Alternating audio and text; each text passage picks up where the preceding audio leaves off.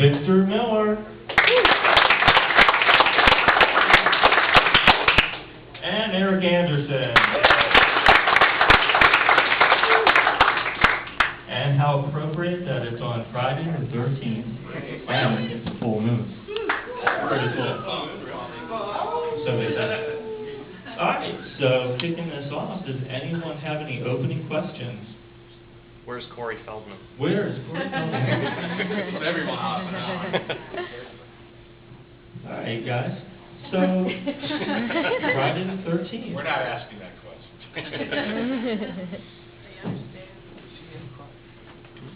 What was your, how did each one of you guys get attached to the movie, and how did everything, get going? You should go first because you're the god. Oh. Okay. This is the short form of it. Basically, Sean and I met when I was writing another screenplay called The Black Pearl, which came out during the New York newspaper strike, and so no one wanted to see it. Anyway, we did a couple of family films, Sean and I, and because at that point, the current lie that we were being told by the media was that America needs a really good G-rated film. So we made two very nice G-rated films, and they barely made their money back. And one day, Sean called me up and said, Halloween's making a lot of money, let's rip it off. I am not going to shit you. So I went to see Halloween, not having seen it, and John Carpenter and Deborah Hill gave me a lesson in how to write a horror screenplay that I never forgot. That's as clean and spare and brilliantly constructed horror movies you'll see in this generation of horror films. So I figured out the structure and plugged in the elements, and the rest is cinematic history. All right, sounds good. How about you guys? How did you get? This is the reason I have a job, is because. My thing was just I had an audition on a Friday, and I was headed up to visit some friends to go watch a 3-game series between the Giants and the Padres up in San Francisco. And I went to the audition, and I was doing a TV series at the time, and I got a call from my agent after I left the audition. They said they really like you. They want to see you again on Tuesday. And I just had a couple of pages of the script. I had no idea what it was, so I showed up on Tuesday, and then they said, "You've got the job." And I said, "Well, what is this?" They said, "Well, it's Friday the 13th. It's the 4th one." And I said, "Okay." And they said, "I really think you ought to do it because Kevin Bacon did it, and at the time John Fury had done one." And I said, "Okay." So, but I didn't. Then I read the script, and the script says the last 45 pages of the script are night rain, exterior night rain, which Ted can speak to. So this was my baptism, and a 6-week shoot turned into a 12-week shoot in January, December, and January, 1983 and 84. And I'll tell you why I don't remember so much is that the continuity of any kind of movie like that is that once you get outside and you're wet, you're wet. So before every shot, they hose you down. And it's 30 degrees outside. And we froze. Not him, he's such a stud.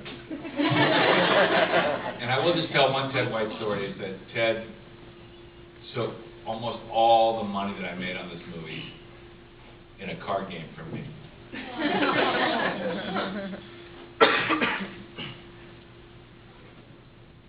This ought to come loose. Oh, well, that's okay, it won't come out. I want to tell you a story about John Carpenter. You brought it up. I did a show with him called Starman. And in the show, I had quite a bit of dialogue as a heavy. And in the very end of it, there's a fight between Jeff Bridges and myself. And he takes off in a car and throws pebbles back in my face. And I say, "I'm going to get that son of a gun, Donnie Bob." And we jump in a station wagon and take off after him. And what's supposed to happen is a Greyhound bus pulls in between us. And this car hits the Greyhound bus.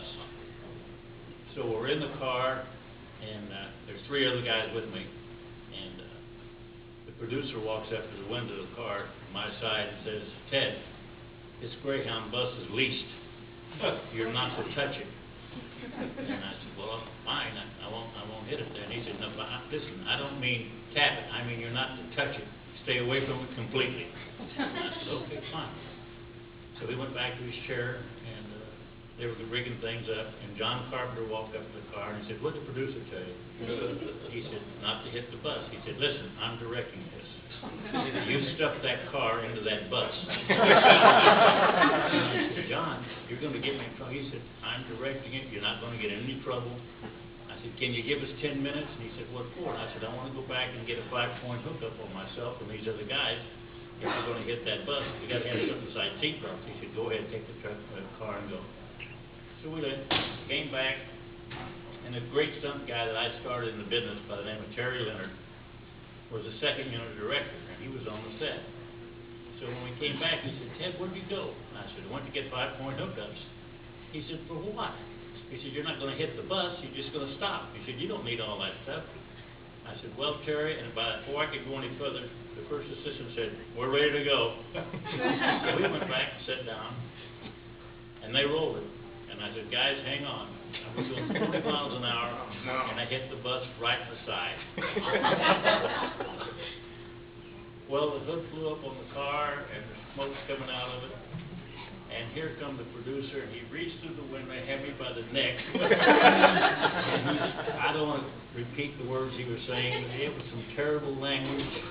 And I'm trying to tell him, but I'm choking at the same time. And John Carpenter saved my life.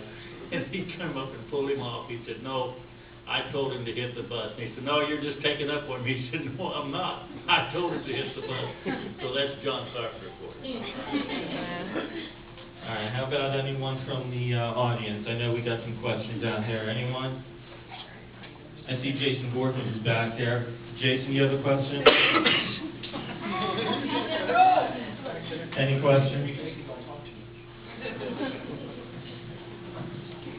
What do you think?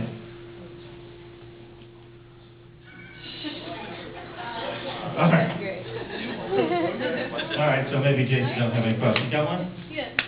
Is there anything that you guys would do differently in regards to the movie? Was there anything you would do differently? Anything you would do differently? Well, I've been doing it for 60 years, and I don't think I'd change it for anything else that I've ever done in my life. It's been a great life to live. I've had a lot of fun, a lot of adventure, got to travel all over the world. But I want to tell you something else about it. And I'm not saying this in a braggadocious way. I've made a lot of big movies in my time, and I mean a lot of them, with some of the biggest stars in the motion picture business, including Clark Gable, John Wayne, Victor Mature, Rod Hudson, on and on.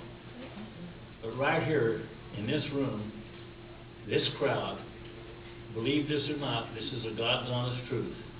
If tomorrow morning they held a convention for Gone with the Wind, and the actors were going to be there wouldn't be 10 people in the audience.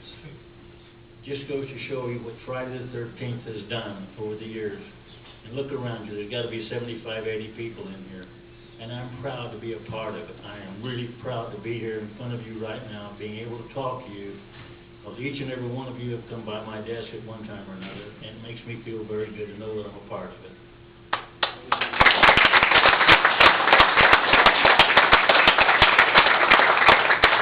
Another question?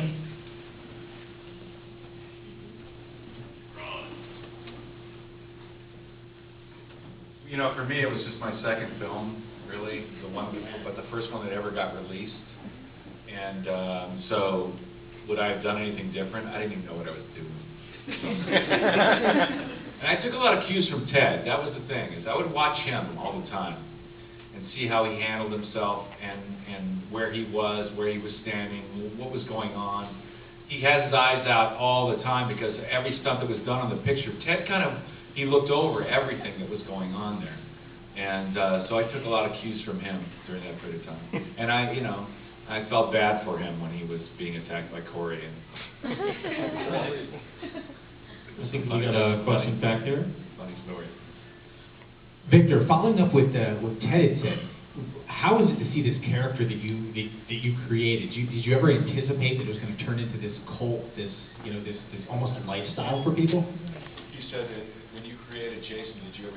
turn into this?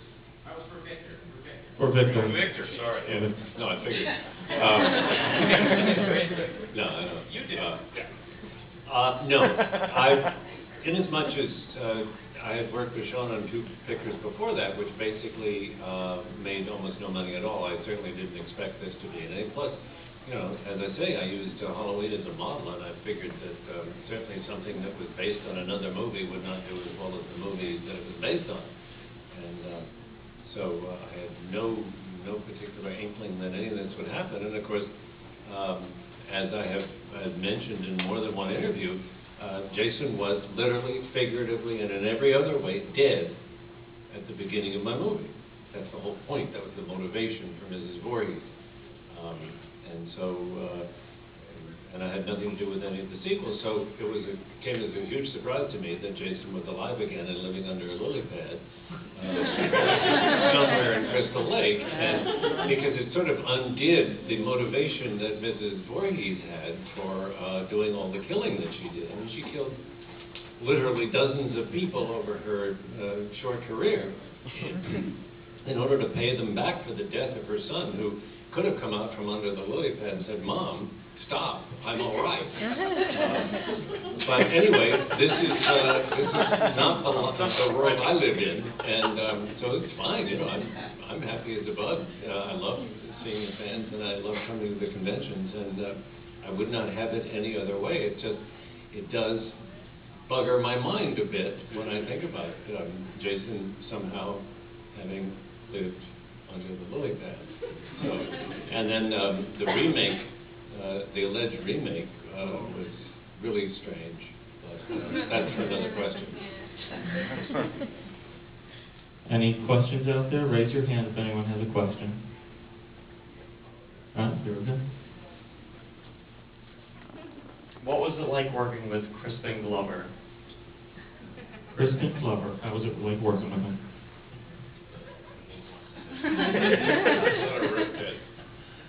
Well, I didn't have any problem with him.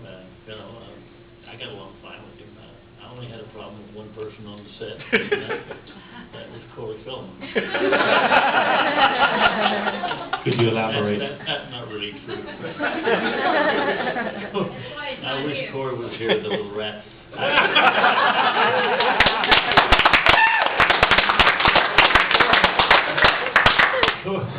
I think Corey was 12 years old. 12 years old. And when I had the makeup on, I only had one eye to look out of, so I didn't have any peripheral vision at all. And he would sneak up behind me and do something with my ears or my neck and get me to twitching. And finally, I could catch him at it, and if I could get a hold of him, I'd just pinch him, and he'd run crying to his mother. she would tell me, she said, "Stay, you know, Corey, stay away from Ted. He doesn't like you." I'm not going to go with the rest of the story that I told you earlier, because all these people in here will start throwing up. But yeah, he was a very ornery little kid. He played around, but you got to remember, he's 12 years old. And it went to his head, and it's still in his head right now.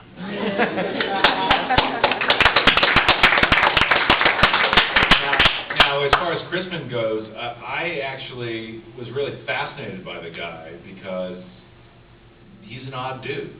And I had this day off when we were shooting up in Santa Barbara, and I went into Solvang, which is fairly close. We were north of Santa Barbara, up by Santa Ynez River, Santa Ynez Valley. And so I went, and it was the very first week of shooting, so I kind of went to these stores and I bought all these little gifts for people because, I don't know, it was probably stupid, but I did it. And what I bought Crispin were these little